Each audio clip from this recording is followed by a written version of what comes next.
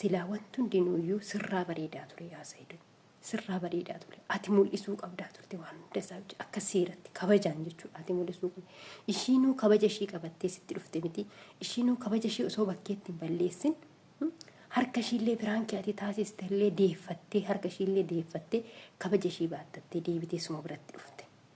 So kabaja argite sana immoo kabajaaf ulfinaadhaatis daawwattoota keetii fi dursarraa hanga dhumaatitti waan isin faana jirruufi akkasuma immoo waan namoonni baay'een taa'anii isin eeggataa jiraniif silaa atummaa namti chaanaala keetirratti haala sanaan wantoonni akkanattiin jira. Wanta akkana raawwatamee jira. Mucaan kun kabaja ishii qabatteetuma dhufte. Kabaja ishii erguttuu hin balleessine kabajni ishii anuma biratti bade jettee raawwattee baatee nuuf himuu qabda jechuudha. Ammumallee nuti shakkii keessa jirra.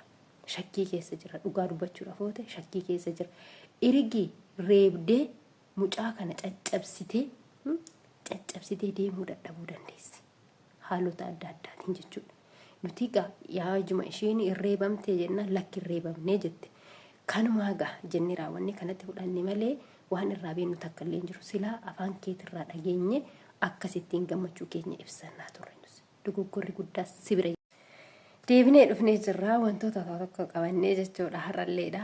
Namoonni baay'een jeequmsa kaasaa jiran jechuudha. Namoonni baay'een hin barbaannu waan akkanaa waan ulfaataadha, waan baay'ee kabbadudha, waan baay'ee ulfaatudha jedhanii lolaa jiru jechuudha namoonni baay'een. So namoota baay'ee sana keessaa Yaayyaa Hobbii Abdii jechuudha. Innis waa baay'ee dubbatee ture. Namoonni baay'een girri kaasaa jiran jechuudha baay'inaani. So dhugaa qabdudha. Dhugaa qaban isaanis dhugaa isaanii kana balleessuu hin qabnu. Nutis immoo dhugaa keenya dhabuu hin qabnu jechuudha. Isinii galte. So egaa waan inni irraa dubbachuu qabu wantoota baay'eetu jira har'a. Waan irra darbeetu dhufe akkasuma immoo waanan sidaa yaateessu jedhee ol kaawwadhe takka namoonni hundinuu dubbataa jiru waan ta'eef dubbachuu qaba jechuudha. Takka immoo dogoggora isaanii jechuudha. Dogoggora Ayyuu fi Saayidoo jidduu jiru waan irraa dubbadhu takkatu jira jechuudha. Nagaan isiniif haa ta'u akkam jirtanii fayyaa qabdanii kabajamtootaa fi hordoftoota koo an nagaan qaba galata Rabbi. Nagaan haa qabdu isin nagaanaaf ta'a bakka jirtanitti hundi keessanuyyuu. Isiniin jedha namoonni haaraan akka carraa gara chaanaala kanaa dhuftan saabskiraayib gochuudhaan maatii keenya ta'aadha. Namoonni maatii keenya taatanii jirtan immoo jaalalaaf kabajaan isin gaafadha laayik sheer gochuudhaan nu jajjabeessaan isiniin jedha kan hunda waan gootaniif guddaa galatooma. Akkasuma immoo namoonni chaanaala yuutuubii banachuu barbaadan lakkoofsa koo asirraa hin argattu kanan jedhu tokko hin jira jechuudha viidiyoo kana waraabee yookiin immoo suuraa wabii duwwaa kan ofirraa qabu jechuudha barreeffama kan hin qabne suuraa wabii bichaa kan ofirraa qabu. Sana keessa viidiyoo sana yoo dhaggeeffattan lakkoofsa koo achi keessa argachuu hin dandeessu. Achirraa dhuftanii na dubbistanii wantoota isin barbaachisu hundaanuu isin bira dhaabachuun hin danda'a jechuudha. Lamin ani kana dura waa'ee kanaati irratti jechuudha chaanaala kanan irratti hojjetaa ture. Amma jidduu keessa jarri kun dhufnaan isaan keessummeessuu jalqabee maleedha. Ani ijoolleedhaaf chaanaala banee ijoollee ganaa lafaa guddataa jiran gargaaruu guddisuu kanadha jechuudha. Karoorri kan kooyi ammallee immoo wanta sana waanan dhaabe miti ammallee ittuma fufaan jira jechuudha. Namoonni baay'een keessan dhuftanii gar keessatti na dubbistanii isin gargaaree bakka guddaa kan geessan hedduun keessan ni jirtanii hin dandeessuu taatan immoo koomentii kana jalatti namoota baay'eedhaaf ifa gochuu dandeessanii jechuudha. Kanattaan see har'a wanti nani qabaddeetiin dhufee wantoota baay'eedha jechuudha. Waa'ee Ayyuu fi Saayidootti irra haasa'a jechuudha. Har'a gadi qabeetiin haasa'a irra. Wanti nani irraa haasa'u wanta irraa haasoftu maalidha? Wanta irraa haasa'u dhufte maali jettanii gaafii isinitti ta'uu danda'a. Tokkoffaa viidiyoo Ayyuun kaleessa gallakkistee yoo isheenillee Saayidoon durbummaa koo narraa fudhate yookiin immoo yoo durbummaan qabaa na dhukkube yoo jechuullee dadhabdee Saayidoon akka malee na goggodhee jetteeti kan isin mata duree barreeffattee dhufte akkasuma immoo akka itti deemuu dadhabdee babargaaffataa yookiin immoo sochii luka shiillee dadhabdeeti eessa si dhukkuba gaafa jedhamuun immoo wantoota na dhukkubullee tokko isaa walii hin beeku akkasuma qaamonni luka kiyyaa kun hundi isaayyuu na dhukkuba baay'inaan irraa caalatte so waan kanarraa gargar ta'e umtuun jiru kana na godhe jettee himuu qofadha kanafe malee wanti siin dhositin jiru so kanaafuyyuu amma kana keessatti abdiin dubartii takka yookiin shamarri takka erga gaa'ela godhattee guyyaa gaa'ila isiisan abbaa manaa sii gattee manaa baatee guyyaa lama bultee deebitee kan gara manaatti dhuftu yoo taate sababni isiin manaa baatee deemtee fi hiriyaa biraa qabdii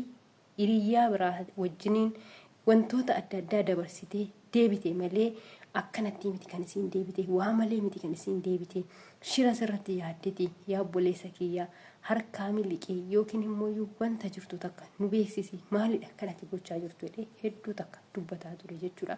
So dubbiin inni jedhe kun dhugaadhuma ta'ee yoo jiru egaa viidiyoo ayyuun gallakkiste waan arginatti fakkaanne inni kan inni irraa dubbataa ture viidiyoo mana seedootitti gallakkifame irraa haasa'aa ture jechuudha. Ani immoo waan keessa kiyyatti yaade takkatu jira jechuudha. Wanti ani keessa kiyyatti yaade mucayyoon kun dhugumaan durbummaa qabdi yoo taate silaa durbummaa isii kanaa yookiin immoo jifuu kana kan arge seedoodha waan ta'eef silaa durbummaa isii kanaa ayyuun akka durbummaa qabdu kan nu beeksisuu qabu seedoo ture jechuudha. Seedoon nu beeksisuu qabaa ture.